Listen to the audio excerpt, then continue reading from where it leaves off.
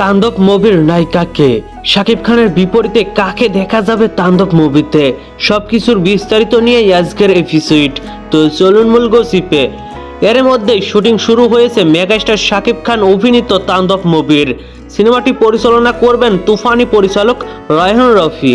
শাকিব রাফির তাণ্ডব সিনেমা প্রযোজনা করবেন আলফা আই চরকি ও এসভিএফ। শাকিবের এই তাণ্ডবে ইতিমধ্যে শহীদুজ্জামান সেলিম থাকাটা কনফার্ম হয়েছে। তবে সিনেমাটির নায়িকা কে হতে পারে তাণ্ডব সিনেমার নায়িকা, এই বিষয়ে তাণ্ডব টিম থেকে কোনো অফিসিয়াল আপডেট পাওয়া যায়নি। বেশ কিছু সূত্র থেকে জানা গেছিল ছোট পর্দার অভিনেত্রী সাবিলা নূর থাকবে তাণ্ডব মুভিতে, কিন্তু এনটিভির সূত্র থেকে জানা গেল সাবিলা নূর একদিন শুটিং করেই শুটিং থেকে সরে গেছেন, বাদ পড়েছেন, এমনটাই শোনা গেছে।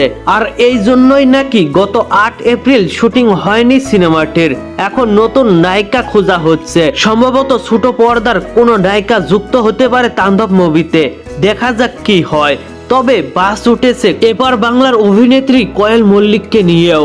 কলকাতার অভিনেত্রী কোয়েল মল্লিকের উইকিপিডিয়ার তথ্যে জানা যায় তিনি তাণ্ডবে আছেন। তবে এই খবর ভুয়া হওয়ার চান্সই বেশি, কারণ উইকিপিডিয়া এডিট করতে সময় লাগে না, সবাই মন করলে এডিট করতে পারে। যাই হোক, আপনার মতে বরবাদ মুভিতে তাণ্ডব মুভিতে শাকিব খানের নায়িকা কে হতে পারে অবশ্যই কমেন্ট বক্সে জানাতে ভুলবেন না। আর ভিডিওটি ভালো লাগলে একটি লাইক দিয়ে বন্ধুদের মাঝে বেশি বেশি করে শেয়ার করুন। ধন্যবাদ পুরো ভিডিওটির সঙ্গে থাকার জন্য।